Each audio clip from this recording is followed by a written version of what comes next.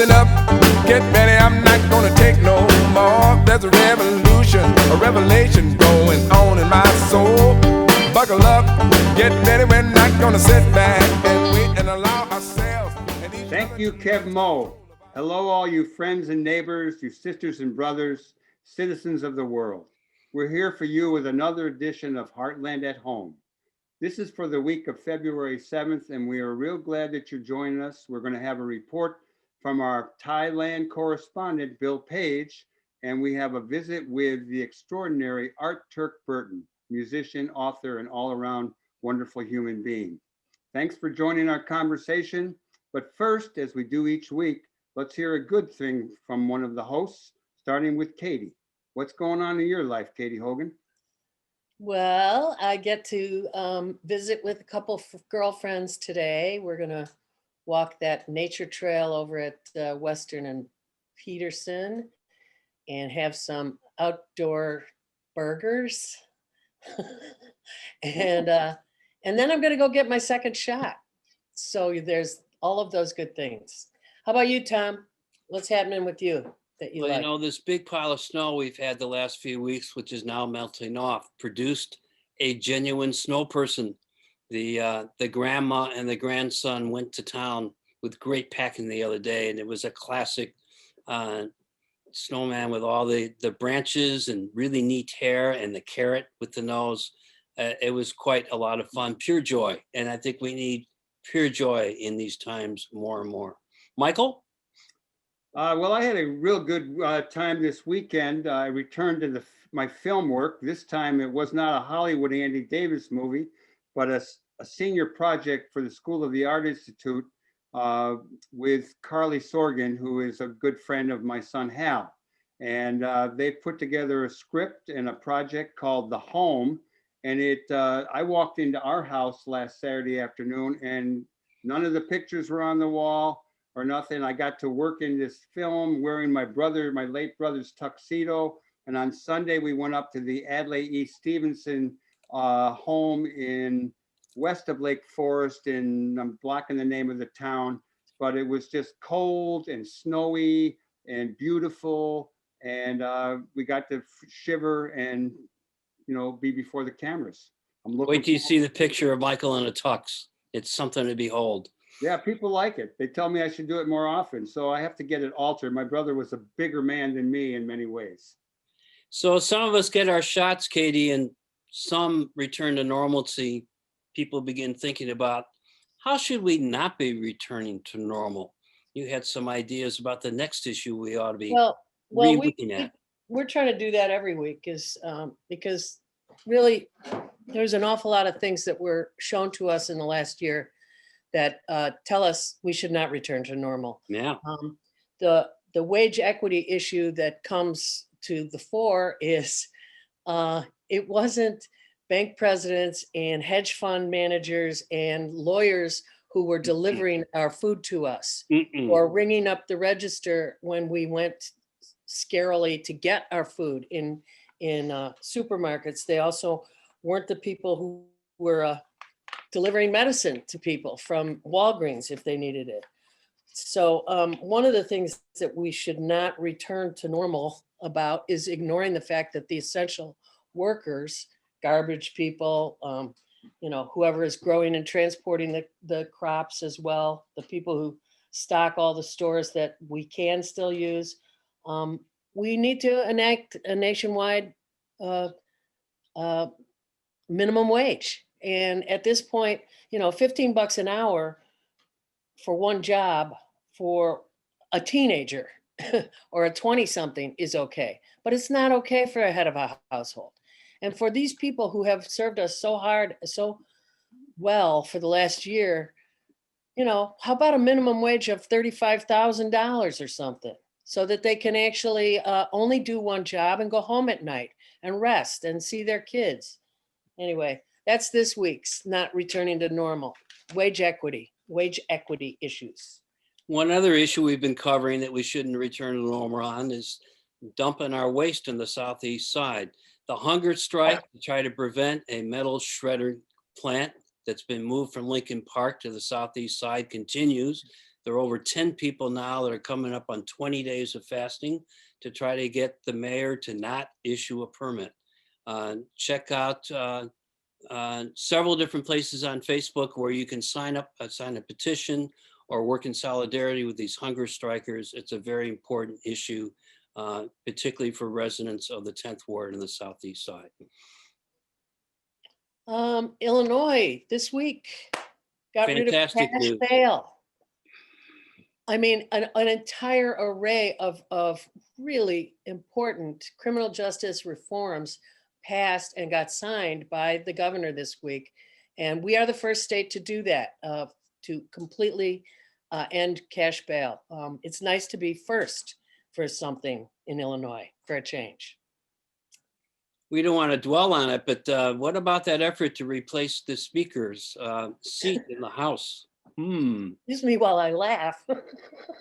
This was the real head thumper for me this week. The guy lasted, what, 2 days in the job? A 27-year-old up and coming assistant ward superintendent didn't quite make the ethics grade. We're not sure quite what happened, but the ethically challenged Michael Madigan pulled a rug from under his own replacement pick in 2 days. Maybe we'll get someone Latino instead. Well, Given that that's a fairly heavily Hispanic district now. The city council did pass an exciting resolution this week. Michael, you want to report on something some of our friends have been working on for a while? I would be glad to. You know, for many, many years, in fact, since about 1958 or 59, the U.S. has been encouraging this embargo of Cuba, trying to starve the revolutionary government and the people for many, many years. And this week we did it. We passed a resolution. It was R 2020-616 that calls for an end of the embargo of Cuba. I think it passed unanimously in the city council. And we really want to give a shout out to the people, a lot of our friends, Marguerite Horberg, Marilyn McKenna, all the people in the Chicago Religious Leadership Conference. They've been working on this for years. And, you know, there was a short time under Obama where the travel restrictions were abandoned and we could travel legally to Cuba. I, of course, have gone a few times illegally, but look forward to traveling there again. And I encourage many others to do so. Thank you, City Council. Okay, I remember when it was hard to get masks. Yeah. Right? It was hard to get masks. President Biden has ordered up 25 million free cloth ones. I don't know when they're supposed to get here, but there's an administration in DC now. Another sign of a working government. The administration is looking at why we're having trouble getting semiconductors to finish building cars. That and several other critical supply issues have really begun to surface, including the fact that China has a corner on much of the precious metals that we need for those semiconductors and other things that keep the parts and machinery of our economy moving. So it's interesting to see that the current administration is looking more carefully at things like this, the stuff around the corner that we don't pay attention to in tomorrow morning's headlines. I bet our friend Bill Paige, who we're going to talk to in a few minutes from Thailand, might have a few ideas about sitting out there in the Pacific Rim, which is holding on to all these precious metals and stuff. So we'll talk to Bill in a moment. Let's have a little respite from Los Lobos with Arizona Skies.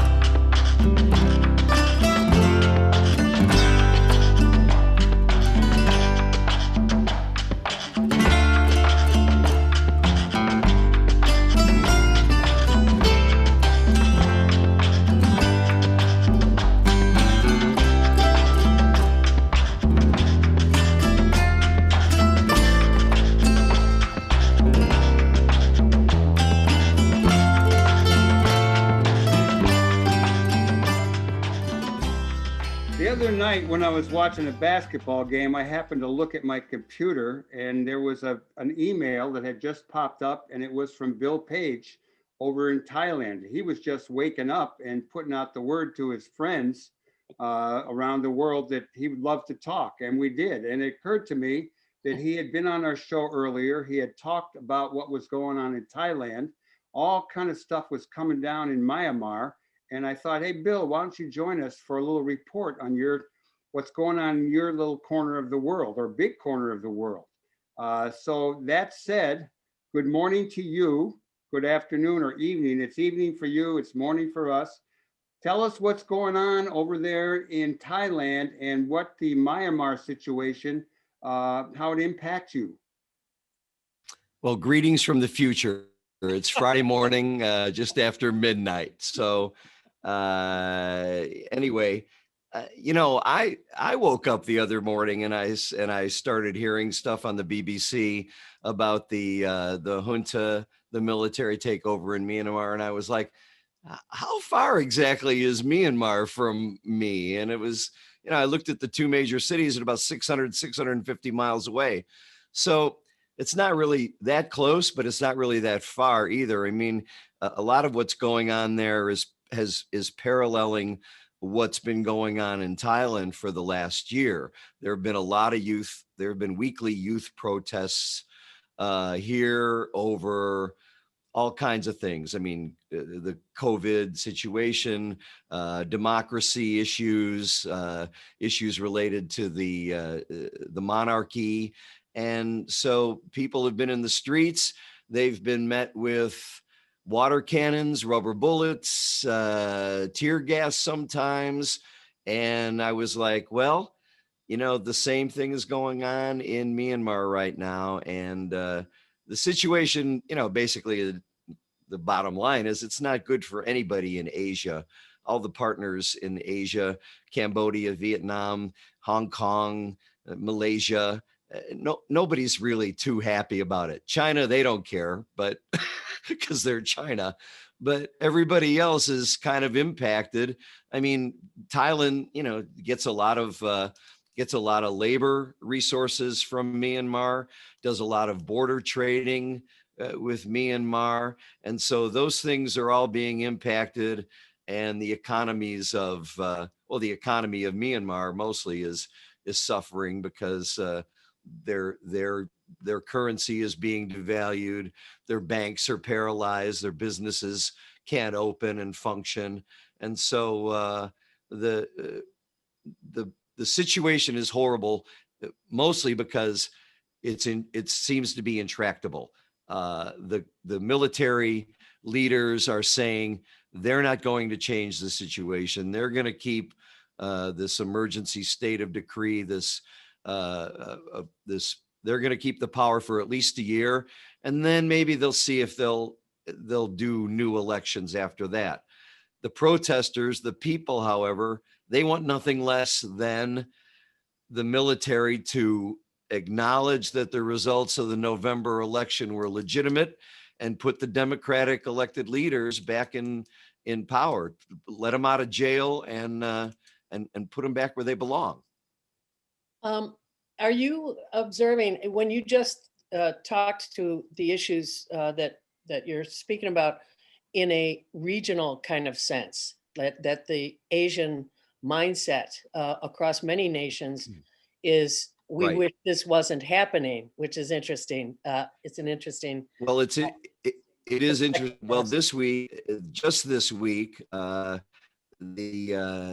new foreign minister of Indonesia semi-secretly came to one of the airports in Bangkok and met with the prime minister and the foreign minister.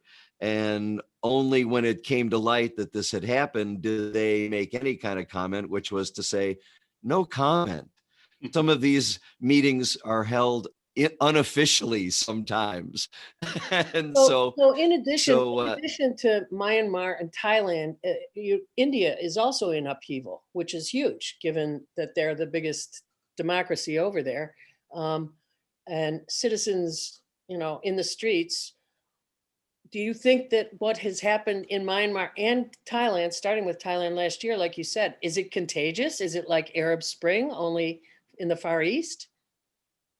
Well, it's, look, democracy, people want democracy. I mean, everybody wants to be free. Yeah. We learned this from the Do it Rascals in the everywhere. 60s. Over world, over Mhm. sun, easy to see. People Exactly. everywhere just want to be free. Amen, my brother. And so there, and it's a lot of young people. I mean, older people from what I see. Again, I'm a visitor. I'm a guest in this country, and I've only been here for 3 years, so I can't really know all of the finer intricacies of everything that's going on. But it seems to be a very youth-driven thing in Thailand. I'm not sure what it is in Myanmar. I think it's more, from what I'm hearing, it's more broad-based in Myanmar. It It's is. more It is. all economic sectors and business sectors. Well, part of the problem It's bad for for me. us older folks is COVID. It's scary for us to go out in big crowds. So the youth it's all on the youth this year to carry forth the revolutions. Bill, could you speak for a Well, moment go ahead. could you speak for a moment to the particular challenges, I'll call it minority ethnic populations in Thailand, the Rohingya, but I also have to think of the Uyghurs in Western China, as And the well as those Hmong. small farmers in India that are upright and are in protests against central government agribusiness kind of measures. How are those folks figuring into this broader geopolitical struggle that's going on between the military and the elected government? Because that was part of the tension there, is that the elected government wasn't treating those ethnic groups or allowing the military, it seemed, to go after the Rohingya, so to speak. Rohingya. Yeah, Thank you. I don't know everything about the Rohingya situation in Myanmar. That's something that I would have to really unpack a little more seriously if I was going to take a look at it. What I will say, though, is that the governments here are relying on, have relied very heavily on tourism as a main source of income. And with that having dried up, there has to be a shift in mindset about who they're going to support and where they're going to put their money to support those people, and so that they have some sort of an economy and some sort of a life again. The minority populations, I think, they're very small, and so you've got you've got some small populations that I don't know if they're being mistreated. In this country, I don't see it. I see a beautiful country with about 97% of the people living a Buddhist lifestyle where they take care of each other. And of course, nowhere is perfect, and things, injustices happen. But in terms of the political situation and the economic situation, I think their numbers are so small as to be sort of insignificant in that regard. Bill, I know from having the great good fortune of traveling around the world myself, that it's always one of the most amazing things is being an American outside of the US of A. And so what I want to ask you now, at post-inauguration, post-Capitol insurrection, how does America feel to you now from away? And do you want to come home yet? I feel very fortunate to have sort of made the expat experiment when I did. Good move. And it was, and there's very little Schadenfreude involved in it for me, a little bit, but mostly my heart goes out to people whose lives have been affected so tremendously. Lived in Texas for 7 years before I moved here, and the situation there is very portentous, I think. I mean, it's going to, that is a situation that every state has to look at. And so, no, I'm in any big hurry to come back. I mean, you know, America's great, you know, but it's a long time ago in my professional life, somebody asked me to write write a magazine about at life Dubai. And this is almost 30 years I wrote this. Dubai. I interviewed some people that were living that lifestyle, and I don't know, something must have stuck in my brain, because all of the things that are wonderful about living abroad, different culture, different foods, different people, and something I had a Zoom call with Frank Orrell from Poi Dog Pong. I don't know if you guys know Frank or not, but something that came up in my Zoom call with him a few weeks ago is that I liken my situation here to the isolation tank experience. You know, John Lilly, the dolphin guy, invented this deprivation tank where you float in total silence, total darkness. I'm sort of in this culture where I don't really understand 95% of what's being said around me. I can't read signs. I cannot, everything sort of blurry. And so that's allowed me to turn inward and do a little more inside work. So that's a good thing too. Yeah, Americans, we always need that inside work. Absolutely. When you're up in the, I was a wage slave for 35 years. And when you're doing that, you really don't have a lot of time to reflect. You're surviving, and you're getting the money to make the payments. I don't have to do that anymore. And it's kind of a more comfortable way to live. Well, we're going to hear back from you, I'm sure, over time with great things that you're doing and what's going on in your section of the world there. I think people need to look at the Myanmar situation. They need to look at what's happening to Da Sue, find out what her situation is. No one's heard from her. Nobody's heard her since she was jailed 2-3 weeks now, total silence. And even though there's been sanctions from Biden, there's been sanctions from Canada, there's been sanctions from the UK, it's all kind of hollow threats. And I don't really see any action happening that's going to do anything in the short term. But rest assured, the ASEAN leaders are getting together, and they're going to try to find for a pathway forward to some discussions, because they know that this situation, on top of the COVID economic impact, is just it's gonna wreck everybody's economy just a little more, and they can't afford it at all. Yeah, I can't imagine. I cannot imagine. Well, Bill, we're gonna probably leave you shortly and listen to some Night in Tunisia with our next guest. But do you like being a sometime correspondent to Heartland at Home? Sure, I love the chance to, it's such a, I have to just say, when growing up, what do you learn about Thailand? Nothing. You learn The King and I and Yul Brenner, and that's our Thai experience as kids growing up. So it's really nice to be able to share the cool culture here. I mean, it's tomorrow rather is Buddha Day. It's a big day of Buddhist celebration. It's about forgiveness. It's about redemption. It's about making merit, being a good person.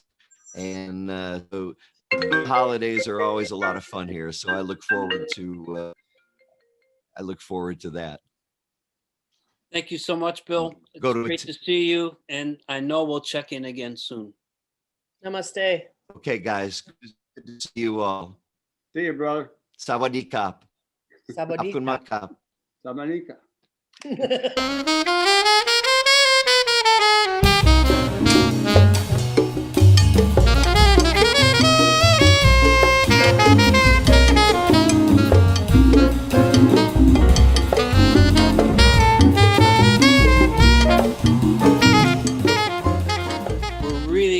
delight to bring Turk Burton to our microphones and camera this morning. A wonderful jazz Congo player, but boy, does he have some other stories to tell us this morning. Welcome to Heartland at Home, Art T. Burton. What were the early days for you like in the Association for the Advancement of Creative Musicians, AACM, a rather famous Southside avant-garde jazz group that's influenced so many people, including yourself? Can you tell us a little bit about AACM? It was very exciting for me. I came aboard in 1973, and I was introduced by a percussionist who lived in Harvey, Illinois, named Amon Ra. He played drums, and we used to play conga drums together. And he said that he was having a concert with the AACM. At first, I thought he was kidding. And then he said he had Muhal Richard Abrams on piano, he had Malachi Favors on bass, and he had Wallace Macmillan on reeds, and he was playing drums, and I could play conga drums on the concert. And I said, sure. So I went down and met these guys. I had read about them in the newspaper a little bit, and it was a great concert. It was at Child City on 87th Street. And I guess they enjoyed what I did because they invited me to join the AACM, which I then did. And it was a very exciting time. A lot of the musicians became internationally renowned. And I met all the gentlemen from the art ensemble, which one of them, Malachi Favors, had played on my first concert. But it was very exciting. And I knew they were doing some cutting edge type of things, and it got international recognition at that time, and had traveled to Europe to play quite a bit. And so it was very exciting. I mean, you know, the musicians, we had guys coming through town who would come back and play with us. And the bigger thing for me was joining Muhal Richard Abrams' big band. I was able to do that after Don Moyer, who was traveling with the art ensemble. He was the regular percussionist at the time, and he was not there that often. So Muhal decided to utilize me as the percussionist in the big band. And I was there for approximately 3 years, actually up until Muhal left and went to New York City. But that was a great, we had people like Henry Threadgill, Ari Brown, Wallace Macmillan, just a large number of Chico Freeman musicians in that band that, you know, was outstanding. Claudine Mina Myers on piano. Asia Ramu was the drummer, and he was the last drummer for Gene Ammons in Chicago. It was a great time, great period, and I got to play with quite a few musicians, and I fronted some of my own concerts also at that time. Michael. Art, how about sharing with us the influence that the Latin jazz greats like Mongo Santa Maria, Willie Bobo, Tito Puente, their influence on you? And while we're at it, our old friend, the late great Kaylon Phil Coran, talk a little bit about all these guys and how they might have influenced you. Well, when I first started playing conga drums, the only conga drummer that was getting visibility was Candido, and he was on the Ed Sullivan Show, and I was, you know, 10, 11, 12 years old at the time. And then Mongo Santa Maria had a big hit with Watermelon Man on the radio, and it became a huge hit. And I started following his music. And then when I got a little bit older, every time he came to Chicago, I tried to always catch him. And I did have conversations with him, which was magnificent at the time. And I would think that Mongo Santa Maria, in terms of drummers, he's the greatest drummer I ever seen, stick or hand, period. It would be like magic. I would always sit down near Mongo when I caught him as close as I could. And I could hear certain things, but you couldn't see it. He was a great drummer. You know, I was too young to ever see Chano Pozo, but Mongo Santa Maria was special. I also listened to Willie Bobo quite a bit, and he was also an excellent percussionist. There were African Americans that I also tried to listen to because I knew I was not an Afro Latino. And there was a group out of St. Louis called the Quartet Trebien, and they had a drummer named Percy James. And then here in Chicago, there was a conga drummer. We called him Master Henry Gibson, and he had played with Odell Brown and the Organizers, and he also had played with Keelan Phil Coran. And he became very famous once he joined Curtis Mayfield. But he was outstanding, and he was also an influence on my drumming. But the Cubans, if you study hand drumming, they took African drumming and took it to a whole nother level. And I appreciate what they have done with the drum. I've tried to develop my own style of drumming, and it's a compendium of Cuban drumming, African American drumming. And also I try to stay cognizant of things that came out of New Orleans. The best African American drummers in the United States come out of New Orleans. And I think a lot of it has to do with the fact of Congo Square, which is what I call my bands, Congo Square. But Congo Square was the only place in the United States where African music was played over an extended period of time, and it came to cease being around 1870 when the city of New Orleans put a squash on it. But Congo Square was very important in terms of the development of jazz music as we know it and other musics. But New Orleans is a great place, still is a great place for African American music. So that's some of the people. But Armando Peraza was the first drummer professionally I seen in person. And him and Mongo grew up together. And he's also an excellent conga drummer, bongo drummer. And I really appreciate, one of the things that was kind of nice that growing up, I led a funk band in the late 60s called the Soul Naturals. And that band won the Illinois State Battle of Bands. And we went to the Nationals in Raleigh, North Carolina. And we came in second in the nation in the contest. Some of us felt we should have won it, but that's a whole nother discussion. But so I did that. Let's ask Michael, why don't we ask Art about why he's wearing a cowboy hat, and let's get on that side of the story. I think we're getting pushed by our timing here, but you know, during these in the past year or so, a lot of people in this country are learning a lot more about the role of African Americans in the history of the nation and things that have gone on.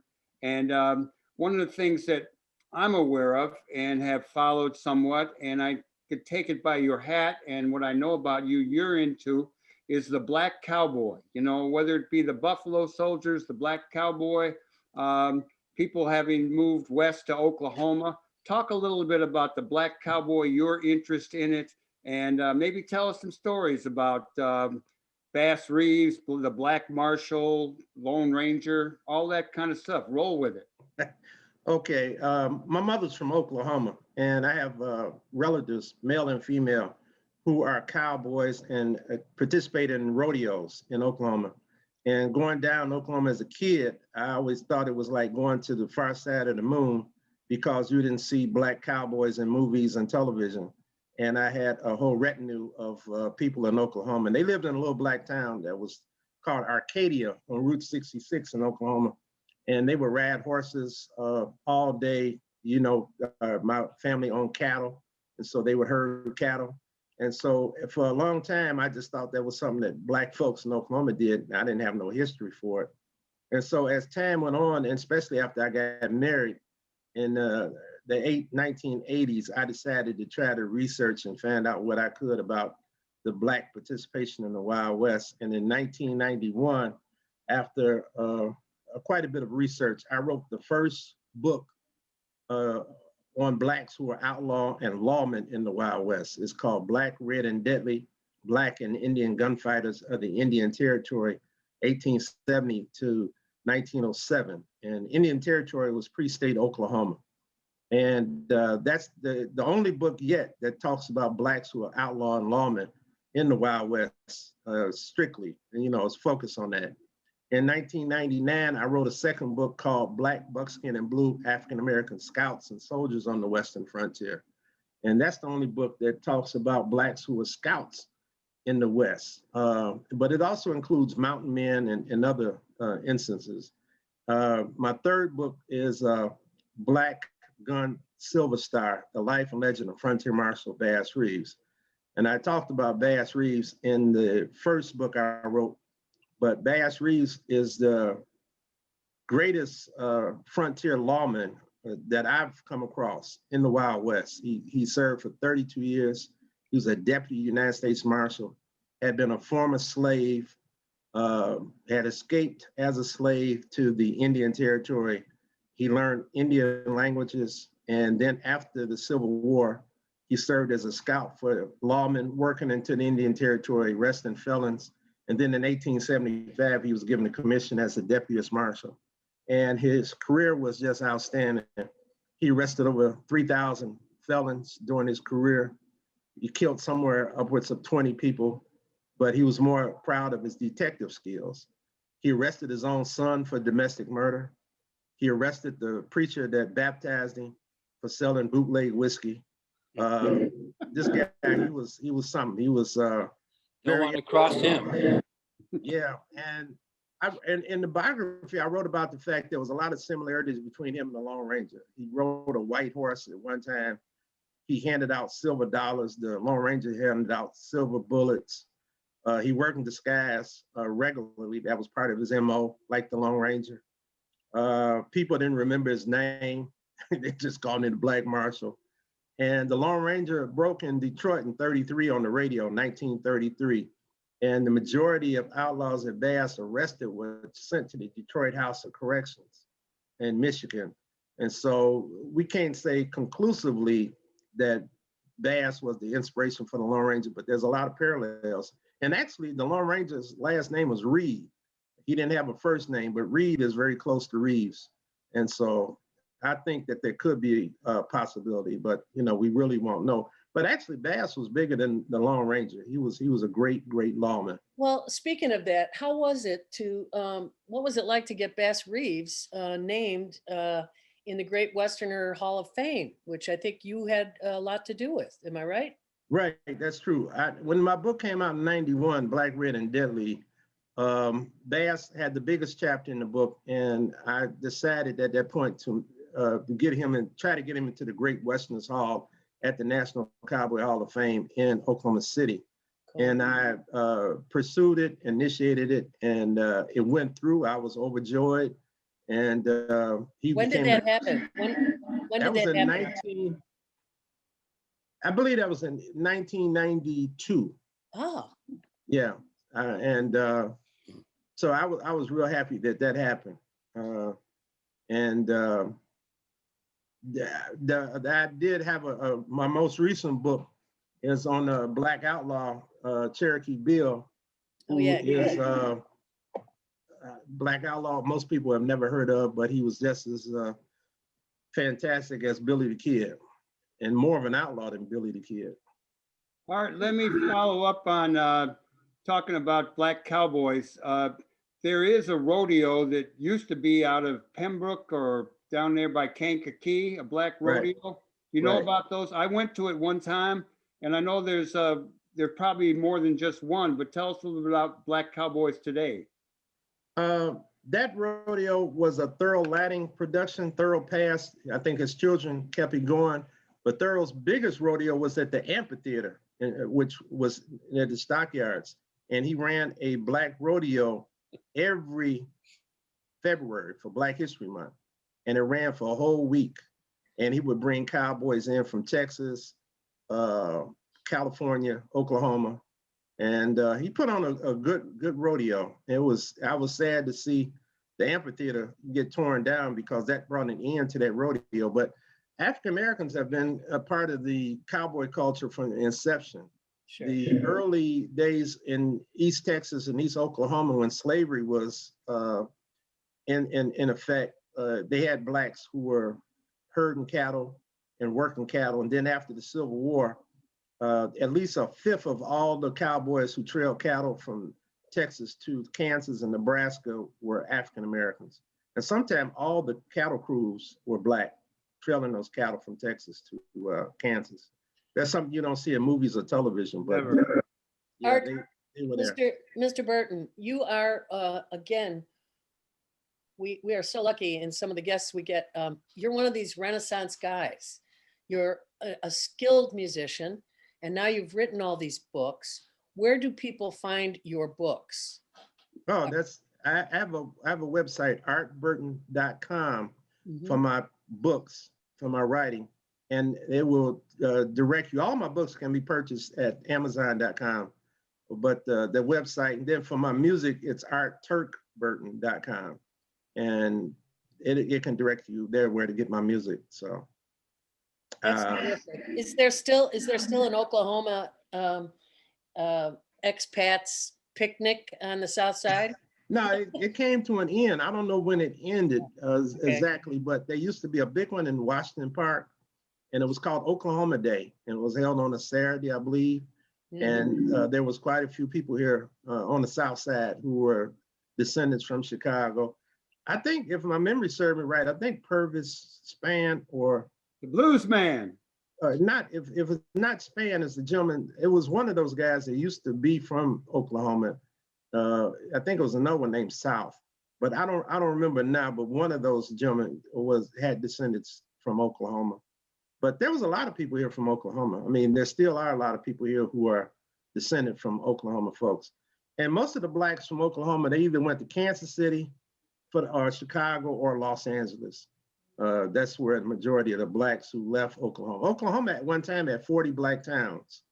And they had, that's the most black towns of anywhere in the United States, where blacks had formed towns. And this had happened primarily after the Oklahoma Territory was opened up for settlement. They did have approximately 5 black towns prior to the introduction, because the Indians had African slaves. And when they went to the Indian Territory in the 1840s, they took their Africans with them to the Oklahoma, pre-state Oklahoma. Art, can you shed any information on the Black Cherokees in Oklahoma? Yeah, the Cherokee actually, prior to the Civil War, were the largest slave owners in the Indian nations. And many of the people, and they recently, the Cherokee freedmen, because blacks who were formerly enslaved afterwards were known as freedmen, after Oklahoma statehood in 1907, because the state government allowed the Indians to sever their relations with their black constituents.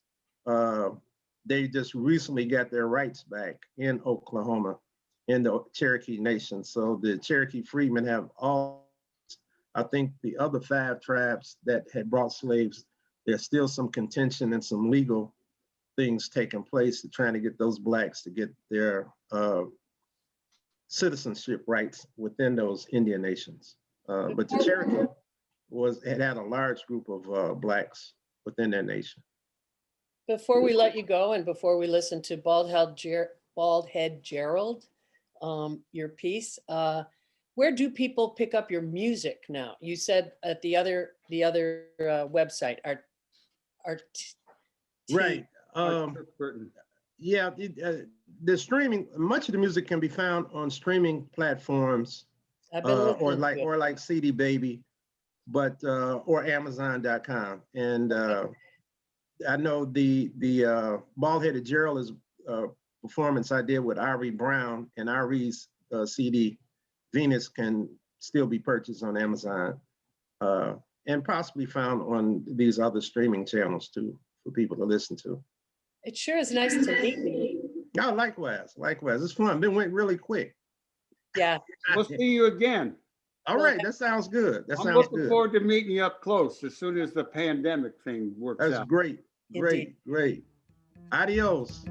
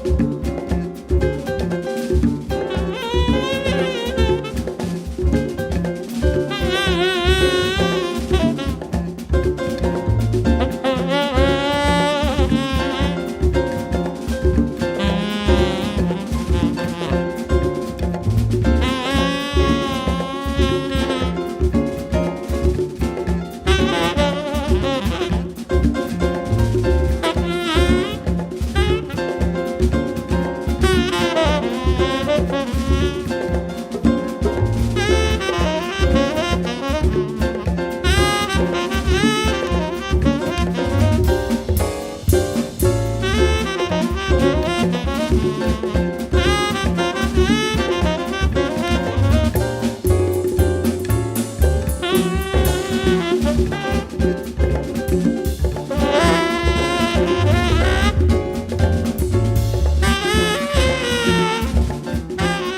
about sports this week, Michael? What do you got? Anything? Well, I got a little brief report. The Bulls are getting real fun to watch, and I recommend people check them out.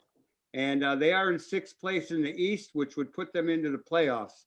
And I noted the other night they put up a thing that said the White Sox will be doing an exhibition game on TV this weekend. And I'm not up on the Cubs, but I'm rooting for all our teams, and it won't be long till we'll be looking at them right here in town. Another event we want to make sure to let people know, our dear Lynn Orman Weiss and her incredible project, Women of the Blues, is opening at Delmark Records Gallery March 1st. So look for Women of the Blues, Delmark Records Gallery, March 1st. Shine on, Lynn. And now, in memoriam, I'm We really lost- sorry to share that our friend Skip Andrews, who was a co-founder of the People's Law Office and the lead attorney in the Fred Hampton murder trials, has passed away. He was in Oregon. He was active up until the end, doing good in the world, and we're real sorry to hear about you leaving us, Skip, but we'll see you someday in another place. A shero of mine and of many women of Catholic descent and also of Central America interest, Diana Ortiz. She was an American nun who was tortured in El Salvador around the same time that you all remember 4 nuns were killed in El Salvador. Well, Diana survived, did a lot of good work, and now she has gone home to her reward. Blessings be. Another giant who passed on from his final journey, Lawrence Monsanto Ferlinghetti. This is a poet who back in high school was so influential, coming out of the Beat generation of so many of us making the transition from kind of traditional art forms to something new and different. He was an American poet, yes, but also a painter and a social activist and co-founder, perhaps most importantly, of City Lights Booksellers and Publishing. We thought it would be important to have a reading of some of his poetry, and indeed we're having our wonderful ace WLUW announcer and intern and editor of this show every week, Louis Mejia, who's going to read along with the oldest member of our crew, Michael James, a selection from Lawrence Ferlinghetti. Sometimes during eternity, some guys show up, and one of them who shows up real late is a kind of carpenter from some square type place like Galilee, and he starts wailing and claiming he is hip to who made the heaven and the earth, and that the cat who really laid it on us is his dad. And moreover, he adds, it's all writ down on some scroll type parchments, which some henchmen leave lying around the Dead Sea somewheres a long time ago, and which you won't even find for a couple of 1,000 years or so, or at least for 1947 of them to be exact. And even then, nobody really believes them or me for that matter. You're hot, they tell him, and they cool him. They stretch him on the tree to cool, and everybody after that is always making models of history, with him hung up and always crooning his name, and calling him to come down and sit in on their combo as if he is the king cat who's got to blow or they can't quite make it. Only he don't come down from his tree, him just hang there on his tree, looking real petered out and real cool, and also, according to a roundup of late world news from the usual unreliable sources, real dead. All right, that was wonderful, guys. That was beautiful. Thank you so much. As we have for over 25 years, live from the Heartland, and the pandemically inspired Heartland at Home is broadcast on Saturday mornings, 9 a.m. at Loyola University's WLUW 88.7 FM. It's also streamed live at WLUW.org, and it's posted on YouTube at youtube.com/heartlandmedia. And if that's not enough, we're also on cable. On CAN TV, you can see us at various times all week long. So thanks for joining us. We Please hope do good in the world. The world needs all the good we do. All power to the people.